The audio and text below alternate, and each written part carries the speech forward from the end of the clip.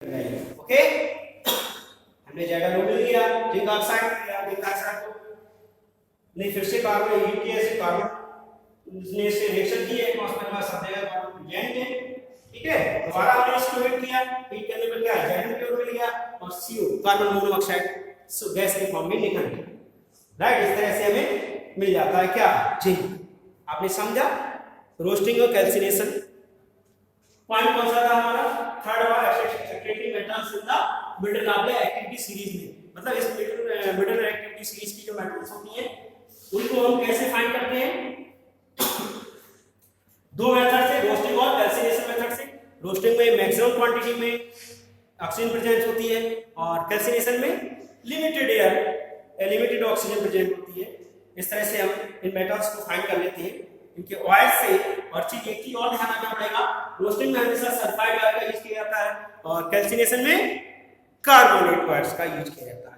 The metals oxide are then reduced the corresponding metals by the using suitable reducing agent such as a carbon. For example, when zinc oxide is heated with carbon, it reduces the metallic zinc. It means जैसे ये लिखा हुआ है नीचे, हमने क्या किया है, एक कार्बन को रिड्यूसिंग एजेंट के रूप में लिया है। रिड्यूसिंग एजेंट क्यों कहा गया कार्बन को, क्योंकि कार्बन ने क्या किया, ZnO से ZnO जिंक ऑक्साइड से ऑक्सीजन को रिड्यूस कर दिया, रिमूव कर दिया, इसलिए कार्बन को यहाँ पर इस सीक्वेंस में रिड्यूसिंग एजेंट कहा गया है। और फिर हमें क्या मिल गया, Zn जस्ता मिल गया सॉल्ट फॉर्म में। कार्बन को इसलिए यहाँ पर रिड्यूसिंग एजेंट भी कहा गया है क्योंकि ये क्या करता है, ऑक्सीजन को रिड्यूस कर रहा है, किससे, ZnO जिंक ऑक्साइड से। और क्या मिल रहा है हमें, प्योर जिंक मिल रहा है। ये कौन सी प्रोसेस है, कैल्सिनेशन है। क्यों, क्योंकि अपन एयर लिमिटेड क्वांटिटी में है। Besides using the carbon coke to reduce the metal oxide to metals, sometimes displacement reaction can be also used. इस तरह में कभी-कभी displacement reaction का भी यूज किया जाता है। The highly reactive metals such as sodium, calcium, aluminum, etc. are used in reducing agent. Highly reactive metals जैसे होती है सोडियम, पोटेशियम है, कैल्शियम है।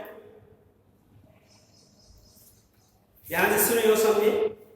Reducing agent because मतलब ये कहा गया है कि कुछ हाईली रिएक्टिव मेटल्स होती हैं जिन्हें हम अभी हमसे यही पॉइंट चल रहा है हमारा, ठीक है, थर्ड पॉइंट ही चल रहा है। कुछ हाईली रिएक्टिव मेटल्स होती हैं जैसे sodium, calcium, aluminium are used as reducing agent. दोबारा से ध्यान से सुने, कुछ ऐसे हाईली रिएक्टिव मेटल्स हैं जिन्हें हम रिड्यूसिंग एजेंट के रूप में यूज करते हैं, जैसा कि नाम लिया था सोडियम, कैल्शियम, एल्युमिनियम। क्यों, क्या रीजन है, because they can displace metals of low reactivity from there compounds. It means ये क्या है, हाई रिएक्टिव मेटल्स जो होती हैं, जो लो रिएक्टिविटी में लो रिएक्टिव मेटल्स होती हैं, उनको डिस्प्लेस कर देती है, हटा देती है। जैसे कि ऐसे समझ सकते हैं, दंगल में कभी भी दो पहलवान लड़ रहे हो तो ज्यादा पावरफुल वाला होता है, कम पावर वाले पहलवान को हटा देता है, खदेड़ देता है या प्रोटेक्ट। इसी तरह से रिएक्टिविटी सीरीज के अकॉर्डिंग देखा जाए तो हाई रिएक्टिव मेटल्स होती हैं, वो क्या करती हैं, एक रिड्यूसिंग एजेंट के रूप में भी यूज किया जाता है। क्यों, क्योंकि ये हाई रिएक्टिव मेटल्स होती हैं, जो लो रिएक्टिव मेटल्स होती हैं उनको डिस्प्लेस कर देती हैं, हटा देती हैं, रिमूव कर देती हैं। राइट,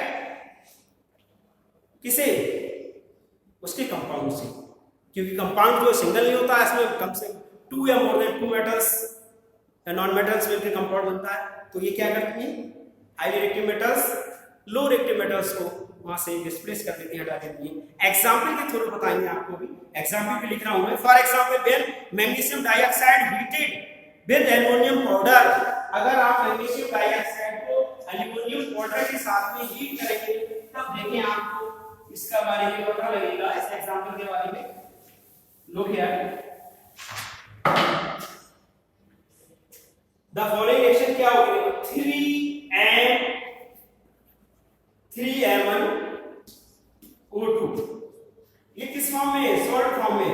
हमने कहा एल्युमिनियम लेना है, ये भी सॉल्ट फॉर्म में। अब हमने क्या किया, इसे हीट कर दिया,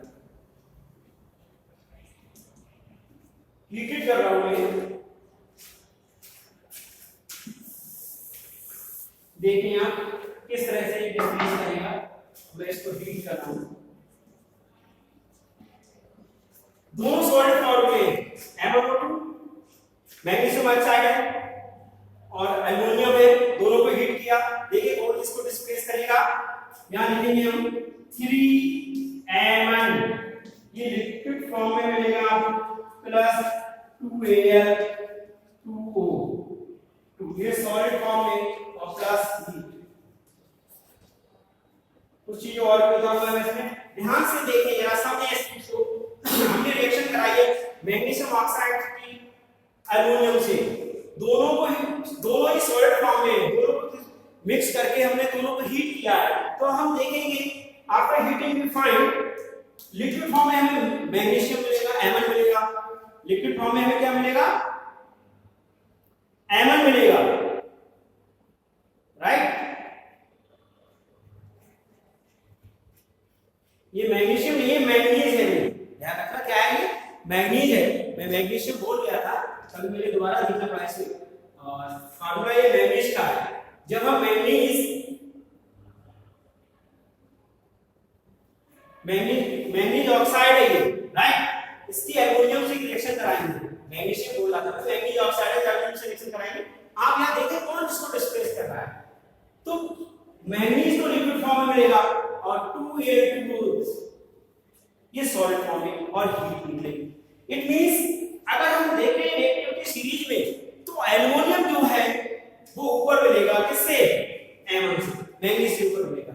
इट मींस अगर दोनों एल्युमिनियम के मैंगनीज की कंपेयर करेंगे तो कौन मोर रिएक्टिव है, it means aluminium is more reactive compare then manganese. इसलिए एल्युमिनियम ने क्या किया, ऑक्सीजन से खुद रिएक्शन कर ली, राइट, ऑक्सीजन से खुद रिएक्शन कर लिया, बना लिया ये 2O2 और मैंगनीज को हटा दिया, डिस्प्लेस कर दिया। मींस MnO2 से O2 से एल्युमिनियम ने रिएक्शन कर दी, उससे Mn को हटा दिया, डिस्प्लेस कर दिया, अब खुद O2 से रिएक्शन कर ली। जब ये रिएक्शन इस तरह की कंप्लीट होती है तो हीट प्रोड्यूस होती है, क्या होती है, हीट। अब हीट प्रोड्यूस की वजह से इसे एक्सोथर्मिक रिएक्शन भी हम कह सकते हैं। क्या कह सकते हैं, एक्सोथर्मिक रिएक्शन दो प्रकार की होती है, एंडोथर्मिक और एक्सोथर्मिक। फिलहाल यहां पर इस रिएक्शन को हम एक्सोथर्मिक रिएक्शन भी कह सकते हैं। जैसा कि आप देख रहे हैं इसमें कौन डिस्प्लेस किसको कर रहा है, aluminium Mn, it means manganese को डिस्प्लेस कर रहा है, एल्युमिनियम किसको डिस्प्लेस कर रहा है, Mn को डिस्प्लेस कर रहा है। These displacement reaction are highly exothermic, मैंने क्या हीट प्रोड्यूस हो रही है इसलिए हाईली एक्सोथर्मिक है। The amount of heat evolved as the large that metals are produced in the molten state. In fact, the reaction of iron third oxide Fe2O3 with the aluminum is used to join the railway tracks, crack machine parts. This reaction is known as the thermite reaction. कहना ये चाह रहे हैं इस तरह की reaction का use हम, जिसे हम थर्मेट रिएक्शन कहते हैं, एक रिएक्शन और होती है thermite reaction, THER।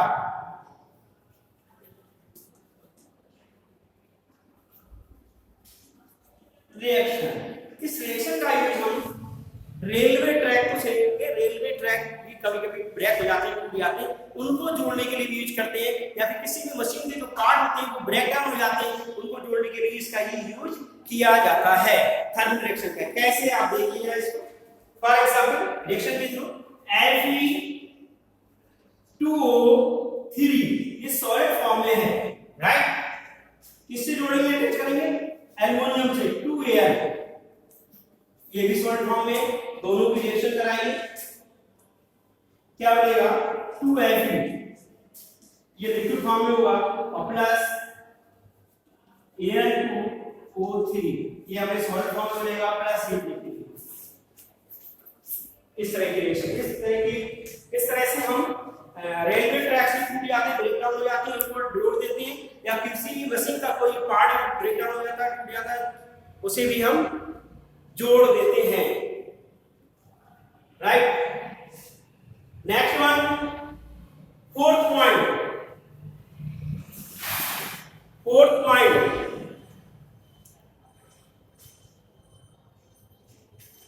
Next one fourth point देखिए बेटा, extractive metals toward the top of the activity series, जैसे कि लिखा हुआ है, फोर्थ पॉइंट समझेंगे अभी तक हम 1 2 3 पॉइंट्स को हमने समझा अपने एग्जांपल के थ्रू।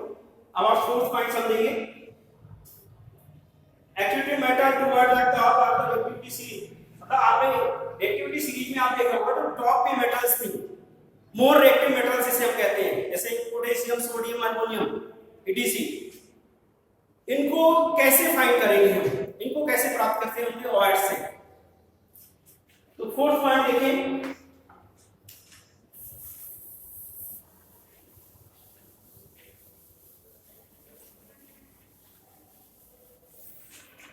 फोर्थ पॉइंट, पहले इसके बारे में थोड़ा सुनिए ध्यान से, फिर एग्जांपल आपको दिया जाएगा। The metals help up to the reactivity series are very reactive. बिल्कुल से क्लियर है कि वो रिएक्टिविटी सीरीज में आप देखेंगे टॉप पर होती हैं, जैसे कि मैंने नाम लिया, मैंने सोडियम है, एल्युमिनियम है, पोटेशियम है, ये हाईली रिएक्टिव होती हैं। They can not obtain from there compound, इनको हम इनके कंपाउंड के फॉर्म में ऑब्टेन नहीं कर सकते by heating with carbon. By heating, they cannot be obtained from their compound by heating with carbon. For example, carbon cannot reduce the oxide of sodium. It means carbon कभी भी sodium के oxide को reduce नहीं कर सकता। It means sodium क्या करती है, ऑक्सीजन की से बहुत तेजी से स्पीडली रैपिडली रिएक्शन करती है। अगर आप चाहे कार्बन को रिएक्शन करा के सोडियम ने जो रिएक्शन की है ऑक्सीजन से, उसको आप रिड्यूस करना चाहें कार्बन के थ्रू, तो आप उसे रिड्यूस नहीं कर सकते। इट मींस सोडियम ऑक्साइड से ऑक्सीजन को कार्बन के थ्रू हम नहीं हटा सकते। क्यों? उसका मेन रीजन यही है कि सोडियम जो है मोर रिएक्टिव मेटल है, इसलिए वो ऑक्सीजन से ज्यादा रिएक्शन करेगी कंपेयर देन कार्बन से। इसलिए हम कह सकते हैं for example carbon can not reduce the oxide of sodium, magnesium, calcium, aluminium, etc of the respective metals. This is because of the metals have more affinity for oxygen than carbon. यहाँ समझे थोड़ा सा कि oxygen O और carbon C जो जितनी भी highly reactive metals होती है वो इतनी कार्बन से रिएक्शन जल्दी नहीं करेगी, जबकि सबसे ज्यादा रिएक्शन किससे करेगी, ऑक्सीजन से करती है। चाहे वो पोटेशियम, चाहे वो सोडियम हो, चाहे वो एल्युमिनियम हो, ये हाईली रिएक्टिव जो मेटल्स होती है जो कि टॉप पे रिएक्टिविटी सीरीज में, ये अगर दोनों में कंपेयर करें कार्बन और ऑक्सीजन रिएक्शन के बारे में, तो मोस्ट ये सभी मेटल्स हाईली रिएक्टिव होती हैं। वो ऑक्सीजन से तो रिएक्शन करती हैं लेकिन कार्बन से नहीं करती है, कह सकते हैं कार्बन से बहुत कम करती है, सबसे ज्यादा ऑक्सीजन से करती है। These metals are obtained by electrolytic reduction. इसलिए इन मेटल्स को इनके ऑक्साइड से इलेक्ट्रोलाइटिक रिडक्शन के थ्रू फाइंड करते हैं। For example sodium, magnesium and calcium are obtained by the electrolysis of their molten chloride. It means जैसा कि एग्जांपल के बारे में सोडियम है, मैग्नीशियम है और कैल्शियम है, सोडियम है, मैग्नीशियम है और कैल्शियम है। इन सभी मेटल को हम किस तरह से फाइंड करते हैं इसको प्योर फॉर्म में, इलेक्ट्रोलाइटिक रिडक्शन के थ्रू, इलेक्ट्रोलाइटिक रिएक्शन के थ्रू हम फाइंड करते हैं। Sodium, magnesium and calcium are obtained by the electrolysis of their molten chloride. The metals are disposed at the cathode, right.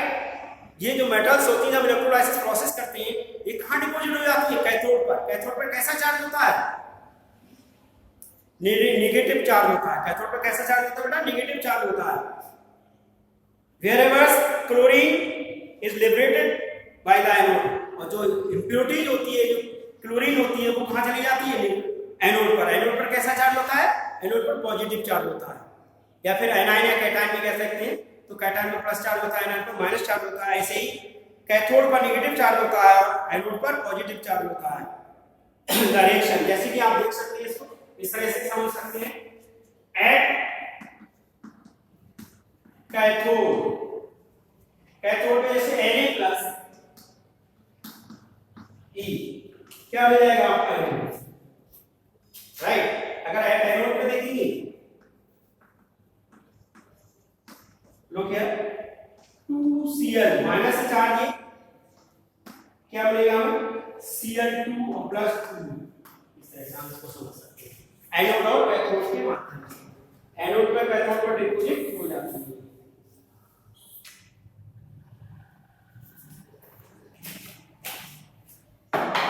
ये कैथोड पर deposit हो रही है यहाँ पर, ये एनोड पर कौन डिपॉजिट हो रही है, क्लोरीन डिपॉजिट हो रही है, तो कैथोड पर कौन डिपॉजिट होता है, सोडियम प्योर वाटर डिपॉजिट हो रही है। Similarly aluminium is obtained by the electrolytic reaction, मतलब इसी तरह से एल्युमिनियम भी इलेक्ट्रोलाइटिक रिडक्शन के थ्रू एल्युमिनियम ऑक्साइड हम प्राप्त कर लेते हैं। Thank you, next video next time.